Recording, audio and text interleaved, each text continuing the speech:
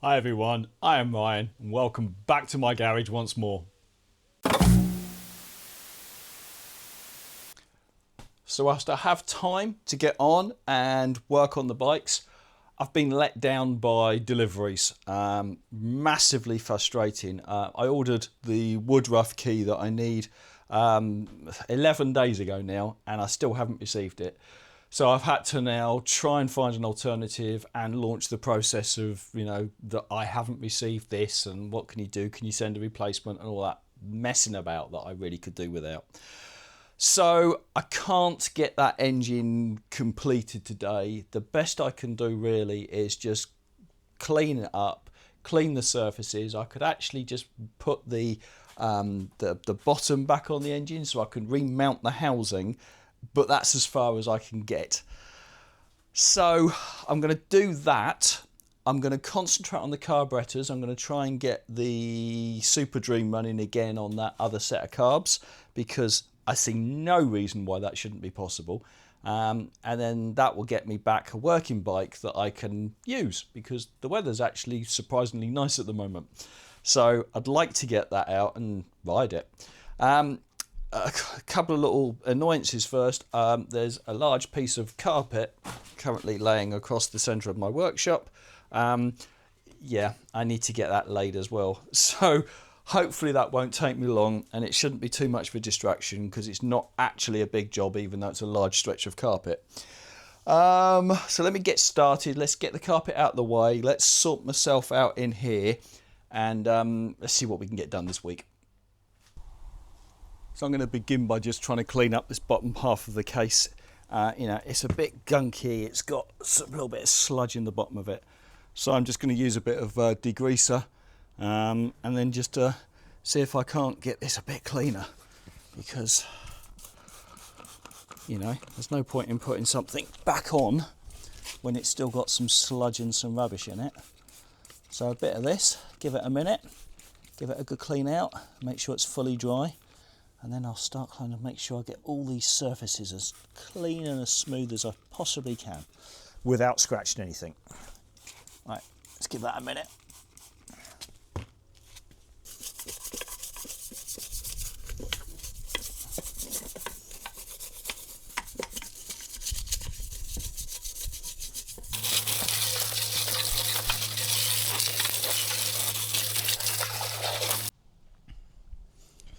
Okay, so that's the case cleaned up. I'll just leave that in the sun to dry for a while. But it's looking much better. So yeah, I want to make sure there's no moisture in that before it gets sealed up. So now let's turn my attention back to the lower part of the engine, or the upper part of the engine. So back in here, I need to give this a bit of a clean up now, and I don't want to dismantle it all. So there were comments made last week around, you've come this far, you should change the bearings. Okay, I've considered that. I listened to your comments and it seemed to make common sense. You've got this far, the engine's in so many pieces, why not just change the bearings? Then I've begun to look into the costs associated with that, and they racked up hugely very quickly, and honestly I can't justify it. I mean, this is it's nowhere near a concours bike. It hasn't had a nut and bolt restoration. It's just been brought back to life from a pile of scrap to something that I'm happy with. So I do understand what you were saying. Please respect my decision not to change them all. I'm going to clean this up. I'm going to do my best at getting it running. Frankly, if the bearings fail at some point in the future, then I'll strip them. Then I'll change the bearings as necessary. But for now, I'm going to continue with the rebuild of this engine, or the reassembly of this engine to be more precise. So let me start getting this out and getting this cleaned up, because clearly all these surfaces at the very least need to be clean. And I've got an opportunity whilst it's here to just get muck and stuff out of places that's typically difficult to get to. So let me go and give some attention to all of that. Okie dokie, right, so dirty toothbrush and a lot of scrubbing later. I think I've managed to get all the surfaces up to something that I'm confident are going to seal well. And I've just given it a quick once over whilst I was in here. It all looks pretty much okay to me. Now, I've got to clean up the oil strainer, reattach that on the top. Then I'm just going to take a moment just to go through and just check any torque settings or make sure everything's tight, make sure I can't be missing anything. And then hopefully by that time, it's probably been about nearly an hour already, the top upper case or lower case should be perfectly dry, and then I can start putting some sealant around this. So, yep, let's get the oil strainer cleaned up first. Honestly, I'm not sure I'm safe to be left on my own, and in fact today I am on my own. I have just sat here in that chair and cleaned up the oil pickup, and I thought it was interesting just how much rubbish I managed to get out from the bit you can't easily see. So I was going to show you. So I've walked into the garage to pick up the camera, and I've lost the pickup. I've just spent 10 minutes walking around the garage trying to find the item that's about, bigger than my hand, and it's gone. How do we do these things? Surely I'm not alone. Okay, I mean, my workspace can be tidier, and I accept that, but I try to use this space for so many different things at the same time. I'm finding that difficult. But still, it's not a small item. I had it in my hand in the last 10 minutes, and now I can't find it anywhere. Right, I'm going to pause this until I find it, and if I don't conclude the video, you'll know I never found it. It's got to be just... Right, okay, give me a minute. So I've just picked the camera up from here where it was charging. So yes, I had it plugged into this cable, and it was charging there. So that'll be it there then. That's just taken me 10 minutes to find that. Camouflaged in plain sight. Okay. Now, and what I was going to show you out in the light was that space under there actually, on mine at least, contained a lot of detritus, and I've just used a little pick to get it all out. Now, it's in good condition, the actual mesh is perfectly good, it's cleaned up fine, so it's certainly good to go again. But yeah, there's a surprising amount of rubbish under there. So it's clearly doing its job, and I would have missed that because it extensively looked clean until I got it in the light and looked under that crevice. So yeah, don't forget that, guys, if you're cleaning yours. Right, let's get it mounted. Okay, right, so I've just taken a bit of time for my peace of mind. Obviously reattached the oil pickup. I've checked the O-ring that's in there, and that's all in perfect condition. I've looked carefully at these O-rings here, they're good. I've been round and just put a spanner on every bolt and just made sure it is tight. I've tightened up the adjustment on the balancer chain. I've carefully rotated the gears and looked at every single tooth on every cog. I can't see any wear or any issues on anything. It all feels silky smooth and absolutely perfect. So I think that's, that sort of backs up my personal opinion about changing the bearings now. But, I appreciate I'm likely to get some flack on that.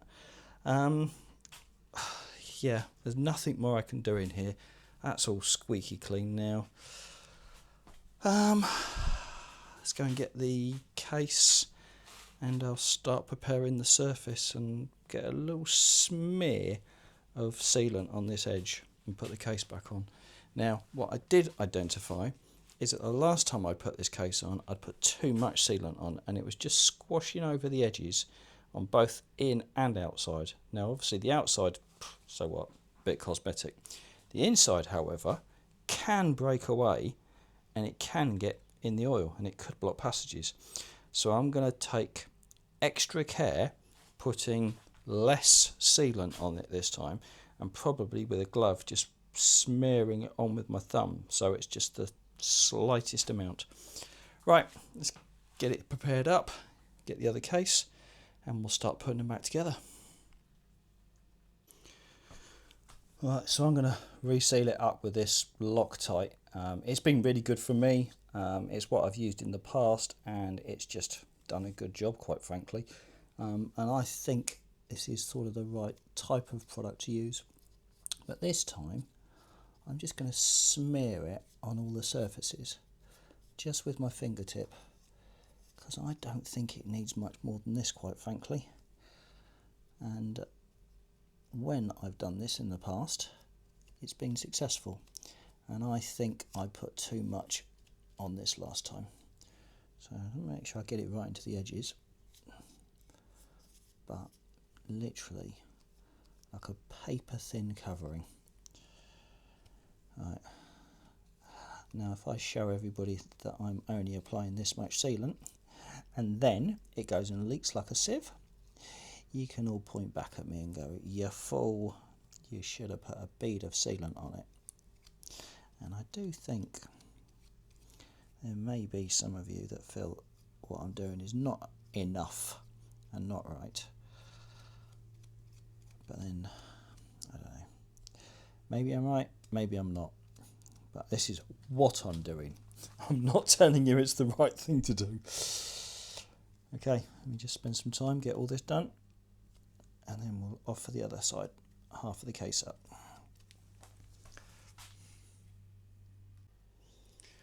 So that's all the surfaces prepared up with, I say, a little skim of sealant.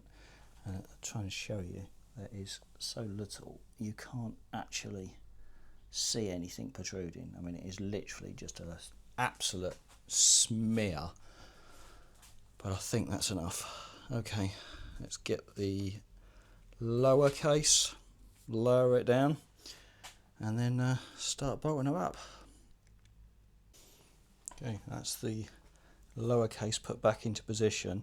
There's no bolts on that at all, so it's literally just placed on and just a little wiggle and a slide down, and you can see that everything, all the surfaces have come down and everything, well, not there, that you can see all the surfaces have come down and the gaps are like nothing.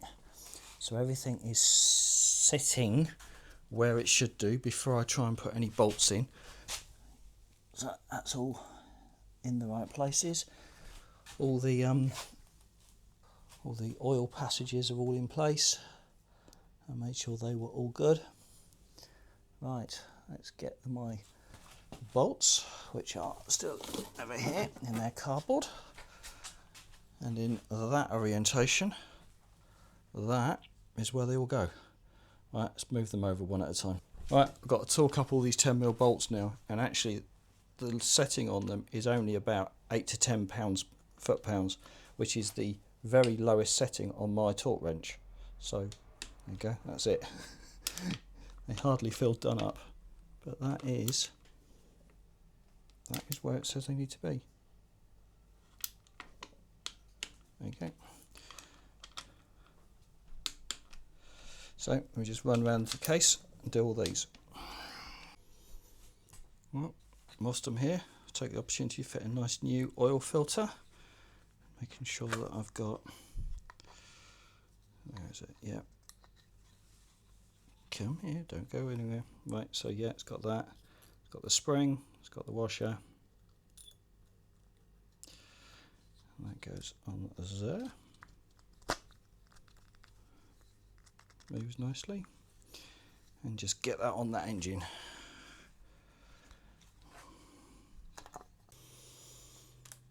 Right, so now with a flipped back up the right way, block off these gaps. I'll block that one as well in a second. And then let's get all these surfaces nice and clean, because they're not at the moment, that's for sure. Bits of old gasket and sealant and all sorts on them. So let's get them back to where they need to be. And then once they're prepared, I'll then concentrate on just reassembling everything on the sides. Best I can, obviously. Can't finish, no wood rough key even. Right, okay. Anyway, let's continue to prepare it up. That's the mating surfaces cleaned up a little. So that's going to be ready for the head when I get to that point.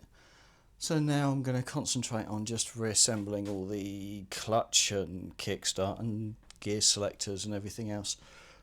So I'll probably do this side of the engine first and then leave the other side for now. So I've just reinstated the kickstart mechanism, the gear selector, the plate, backing plate, and the locking leg here that just locks it in gears. And I'm just taking an opportunity just to check I can run up and down through the gears. So with that, turning this and then operating the gears with the other hand.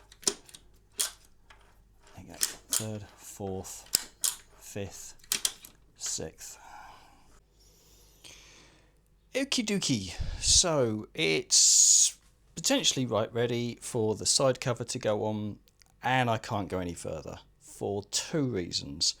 One, I've ordered a new gasket set that is slow being delivered, but it is promised here for tomorrow. So I'll pause for that reason. But secondly, in this case, the side cover that I need to use, the speedo drive, the rev counter drive, I should say, the end is snapped off. So I need a replacement one of these. Now, I could potentially take it out of that engine. Oh, or potentially even that one. No, because I'm going to use that one. Idiot. Forget that. No, that's not going to use the rev counter. Oh, there's an idea. All right, okay. Potentially, I could take the one out of that engine because that bike's going to use an electronic rev counter, but it might also be broken in the case. I could take it out of this engine, but it's full of oil and I don't really want to take it all apart right now. So until I can resolve the rev counter drive and the gasket, I can't go any further with this. So let's pause on this, have a tidy up, have a regroup, and then we'll get back on the carburetors. Okay, just to keep everything together, I've just put the case on the side loosely for the moment. No, not tight, no gaskets, nothing. So that's just holding everything together. And just looking at this side. Now, so my conclusion to the problem was that this was trying to move on this shaft. And it was like trying to rock slightly because it wasn't tightened up enough. And the only thing that stopped it moving was the wood rough key, but the wood rough key in the process took one hell of a beating, which is why it's not just going back in. I need a replacement. So one of the ideas was that actually this shaft probably should be a really snug fit, because you can see it's tapered, and you can see in there's tapered as well. But that's a bit yucky inside there. I've tried having a look. And that, I mean, it looks fine. It's not damaged or anything, but it just looks a bit dirty. So I'm thinking, well, sorry, I'm not thinking.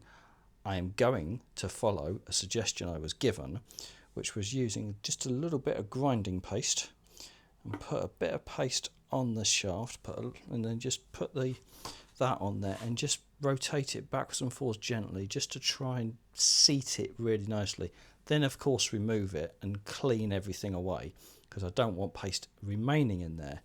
But just so that when it does snug in, it makes as tight a fit as possible. So I can't see any harm in doing that.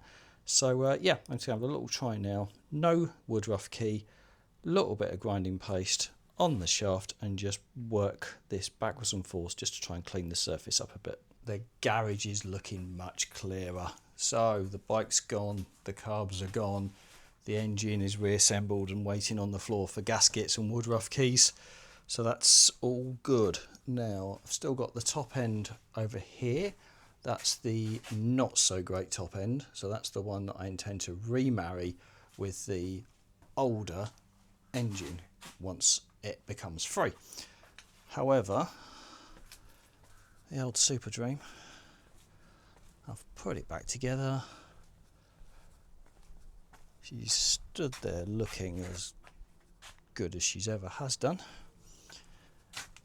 I put the carbs on and I set them up by eye, and there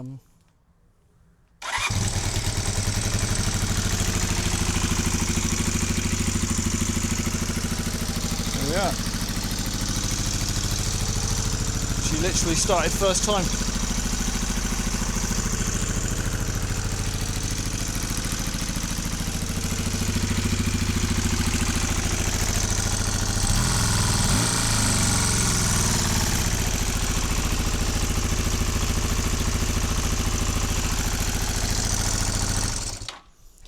I'll let it warm up in a bit and then I'll just check them over, give it a ride, see how it feels.